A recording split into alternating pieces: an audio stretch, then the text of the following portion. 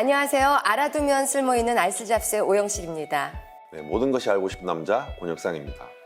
모든 것이 알고 싶으세요? 다른 거 몰라도 저는 간밤에 당신이 한 일을 알고 있습니다. 스마트폰 보다가 잠드셨죠? 어떻게 하셨어요? 저도 그랬으니까요. 요즘 대부분의 사람들이 아침에 눈을 뜨자마자부터 시작해서 밤에 잠들 때까지 아마 스마트폰과 함께 하지 않을까 싶거든요. 맞습니다. 저도 유튜브 좀 보려고 그러면 이상하게 그 알고리즘 따라가더라고요. 그래서 분명히 골프로 시작했는데 마지막은 주식까지 가는 거 보고 이게 무섭구나 라는 생각을 했습니다. 무섭습니다. 정말 AI가 시키는 대로 착착 따라하고 있습니다. 이제 미래는 AI, 인공지능의 시대가 올 거라고 했는데 이미 우리가 점령당한 거는 아닌가 이런 생각이 듭니다. 보이지 않는 알고리즘, 그 상상의 세계를 만드는 사람들 궁금하지 않으세요? 이것도 오늘의 주인공을 소개하기 위한 오영실 버전의 알고리즘인 거죠? 저는 말로 사람들에게 방향을 제시하고 있지만은 이분은 컴퓨터에 말을 걸고 컴퓨터를 움직이게 하고 계십니다.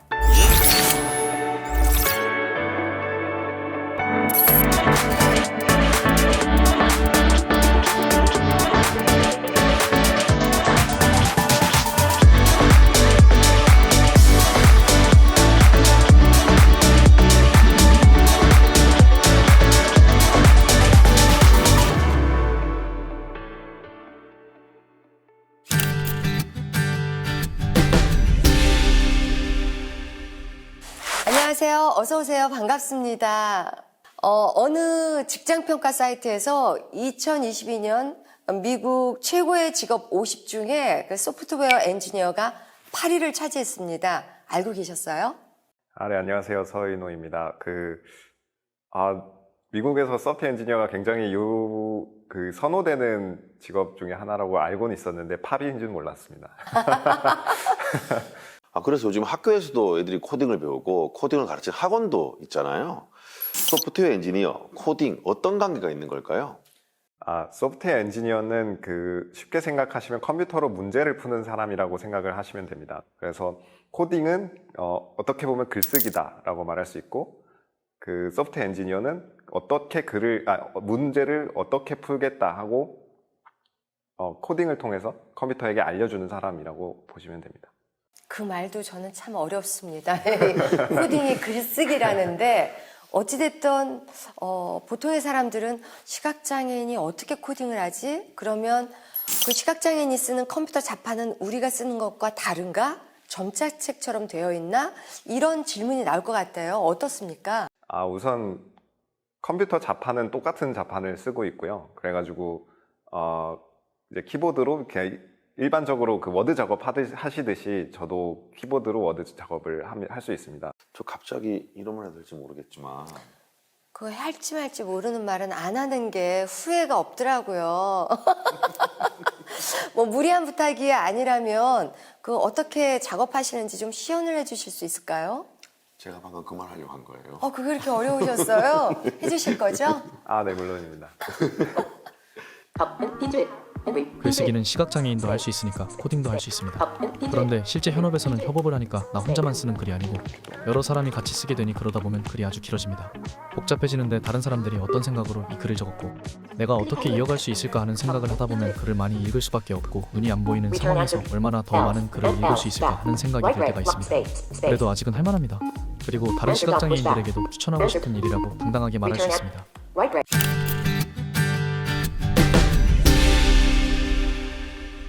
그런데 처음 전공은 컴퓨터 공학이랑 상관없는 거라고 들었거든요.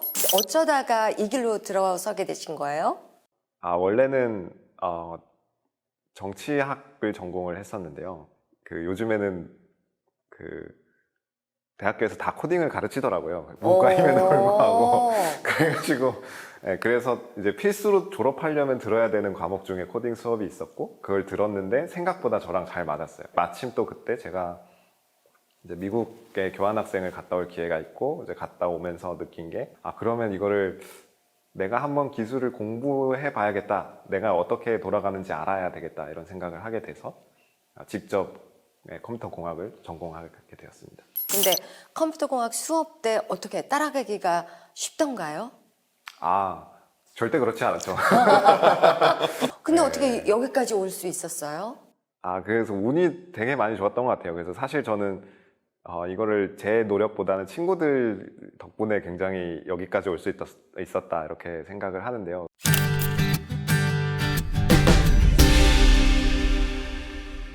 그럼 지금 정치학이랑 컴퓨터공학 그 두 가지를 전공하신 거잖아요. 스펙이 참 빵빵하다 이런 말씀 들으셨겠지만 막상 그래도 취업 준비생으로서는 불안하셨을 것 같아요. 어떻게 준비하셨어요? 제가 말씀하신 것처럼 일단 정치학이랑 컴퓨터공학이 둘 다 있고 이게 사실 문과랑 이과에서 극과 극에 있는 어떻게 보면 전공이다 보니까 어디든 사실 지원할 수 있었어요. 근데 이렇게 지원을 하다 보니까 신기한 게 제가 개발자 쪽에 합격률이 높더라고요. 그래가지고 내가 좀 더 개발자를 잘할 수 있겠구나 이런 생각을 했고 그런 결과에 영향을 줄 수밖에 없었던 이유 중에 하나가 그 시험 전형에도 좀 있었던 것 같아요. 근데 저는 문제를 풀 수가 없으니 그런 서점에 가서 문제를 보고 풀 수가 없으니까 이제 저는 그 문제를 보고 들어가는 시험이 거의 없었던 거죠. 그런데 이제 개발 쪽을 보면은 개발 쪽은 막 2시간이고 3시간이고 문제를 주고 문제가 되게 길지 않아요. 그리고 빈 종이에다가 코딩을 써서 넣는 거예요. 내가 읽고 푸는 게 아니고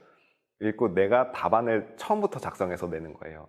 그래가지고 제가 이제 내가 개발자 쪽으로는 승률이 높구나 이런 걸 알게 된 이후부터는 다른 걸 다 접고 개발 쪽으로만 집중을 해서 취직을 한 케이스입니다. 장애인 제한 경쟁으로 채용하는 회사들도 있잖아요. 근데 그런 쉬운 길을 일부러 피하셨다고 그러던데 그 이유가 특별히 있을까요?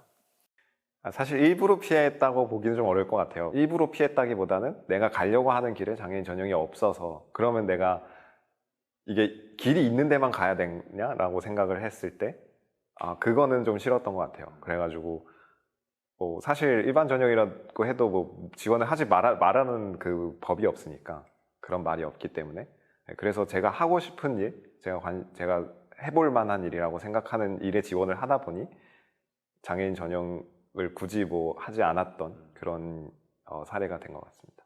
지금 다니시는 회사가 세계 최고의 정말 그 많은 사람들이 선망으로 바라보고 있는 회사에 또 거기가 이렇게 구내식당 맛집으로 유명하다면서요. 일단 회사에 딱 들어가서 어떻게 실력이 딱 펼치도록 되어 있든가요? 아니면 그렇게 쉽게 딱 내 실력이 나오든가요? 처음에 딱 들어갔을 때 한 2-3달 정도는 되게 힘들었던 것 같아요. 제가 한 3가지의 그 어려움이 있었다고 생각을 했는데 첫 번째는 이제 언어의 장벽이요. 9번째 포인트는 제가 한 번도 해보지 않은 일을 하게 됐어요. 매일매일 밤을 새고 막 다음날 출근해서 하고 하는데 이게 아무래도 제가 실제로 아는 게 아닌데 안다고 했으니까 이제 그쪽 그 업무를 지시하는 분들은 이 사람이 이걸 아는구나 하고 얘기를 했는데 알고 이렇게 하다 보니까 모르네 약간 이렇게 되니까 혼이 나는 거죠. 그 3번째는 이제 제가 3개 중에 2개를 말씀드렸는데 이제 마지막 하나는 이제 저는 눈이 안 보이기 때문에 다른 사람들보다 훨씬 뭔가 새로운 걸 이해하고 아니면 새로운 툴을 사용하고 새로운 지식을 습득하고 하는데 훨씬 더 오래 걸렸던 것 같아요. 사실 저는 별 생각이 없었던 것 같아요. 워낙 그러니까 제가 할 수 있는 걸 다 했다고 생각을 했었고 물론 기분이 좋았지만 사실 저보다는 저희 부모님이 훨씬 더 좋아했던 것 같아요. 그래가지고 제 엄마가 저한테 했던 얘기 중에 하나가 이제 그 회사가 너만 살린 게 아니고 우리 가족 모두를 살렸다 이런 얘기를 했었는데 이제 그게 그만큼 엄마가 되게 좋아했고 사실 그 말이 왜냐면 그 한국에서 많은 장애인들이 대학교를 졸업하고 나면 갈 일을 못 구해서 집에서 시간을 보내는 기간이 많거든요. 그러면은 그래서 그런 현실이 좀 반영된 말이었던 것 같아서 저한테 되게 울림이 있었고 그래서 결국에는 저희 가족들한테 다 좋은 일이어서 되게 기분이 좋았던 것 같습니다.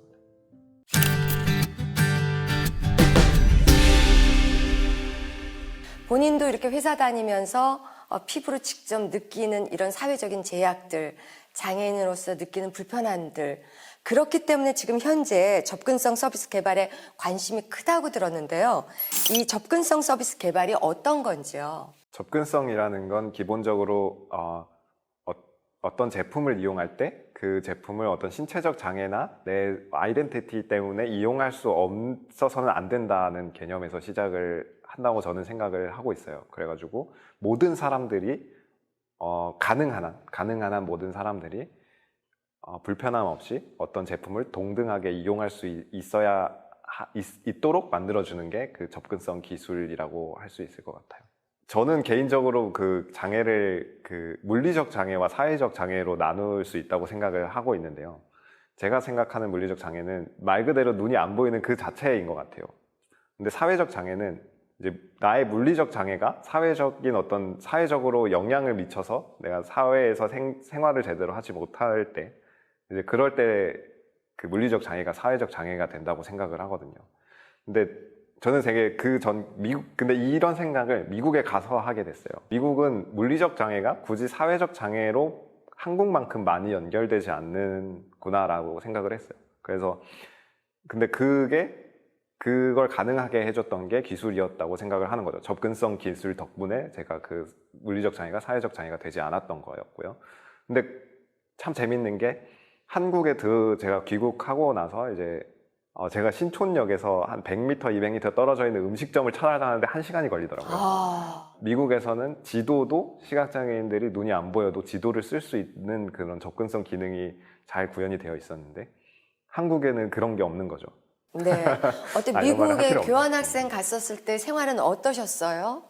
막 생경해가지고 시간이 안 갔던가요? 아니면 너무 재밌어서 막 한 달만큼 느껴졌나요?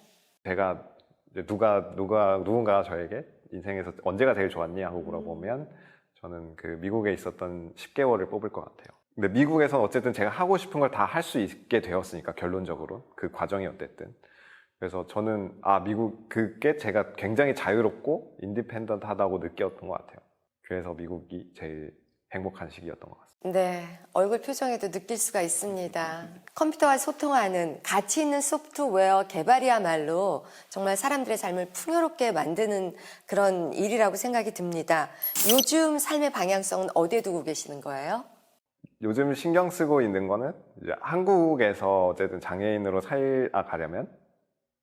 살아간다는 건 사실 쉬운 일은 아닌 것 같아요. 그래가지고 근데 말씀드린 것처럼 접근성 기능이나 이런 것들을 하려면 사실 문제를 이해하는 게 사실 되게 중요하거든요. 이 문제가 있다는 걸 되게 중요하고 그 문제를 알아야 문제를 풀 방법을 고민하기 때문에 제가 그 친구들의 한국에 있는 다른 시각장애인 친구들의 상황을 외면하지는 말아야겠다는 생각을 요즘은 좀 하고 있는 것 같아요. 좀 반전일 수도 있는데요. 요즘엔 우선 제가 경제적 자유에 굉장히 관심이 많습니다. 그래서 그런 것들에 제가 나중에 언젠가 무언가를 정말 하고 싶은 게 뭐일지, 그리고 그게 언제일지는 아직 알 수 없지만 그게 생겼을 때 미련 없이 도전해보고 하려면 돈을 많이 모아놔야겠다 이런 생각이 들어서 요즘에는 이제 경제적 자유를 일단 이루는 게 목표다 이렇게 생각을 하고 있습니다. 아마 오늘 이 시간에 말씀해 주신 것들이 많은 분들에게 큰 도움이 됐으리라고 생각이 들어요. 네.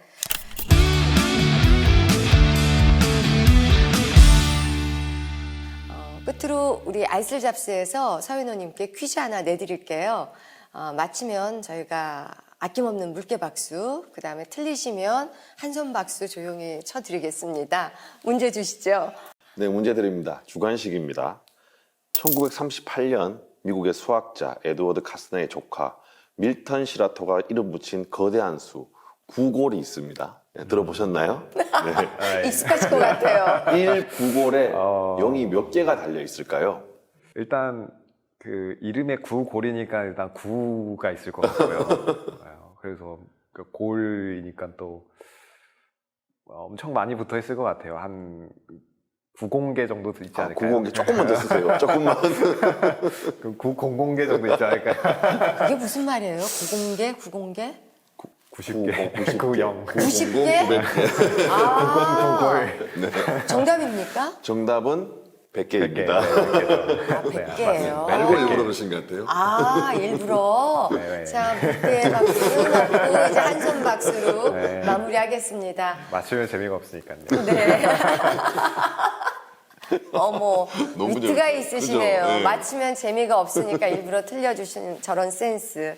오늘 정말 귀한 시간 내주셔서 너무 감사드리고요. 오늘 이 시간을 통해서 많은 분들에게 큰 도움이 됐으리라고 생각이 들고 앞으로 그 목적하신 바 이루시는 그런 사회에 정말 많은 분들에게 귀감이 되시는 그런 일 해주시기 바랍니다. 고맙습니다. 네, 감사합니다.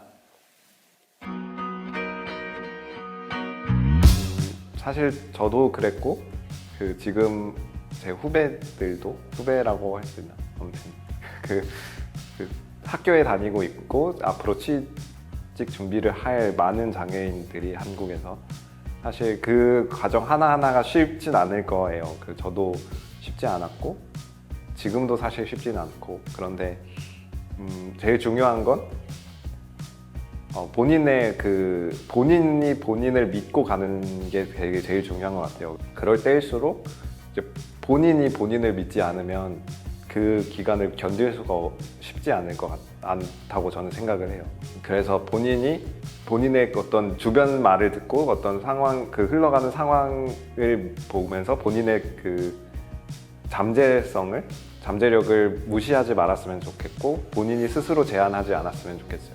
본인이 자기를 믿어야 하고 그리고 계속해서 실패하는 거에 대해서 이게 내 장애 때문에 실패하는 거야 라고 생각하지 않았으면 좋겠어요. 사실은 실패하는 이유는 정말 다양할 수 있거든요. 장애 때문이 아니고 객관적으로 능력이 부족해서 역량이 부족해서일 수도 있고 아니면 또 다른 뭔가 이유가 있을 수도 있고 그래서 불합격할 때마다 좌절하기보다는 객관적으로 내가 뭐가 부족했는지 돌아보고 기회가 되면은 그 담당자한테 나를 떨어뜨린 사람한테 내가 왜 떨어졌냐고 물어보고 이제 이런 것들이 되게 중요할 것 같아요. 그래서 이 어려운 취업 시장에서 이제 나만 어려운 게 아니니까 모든 사람들이 다 어려운 시장이니까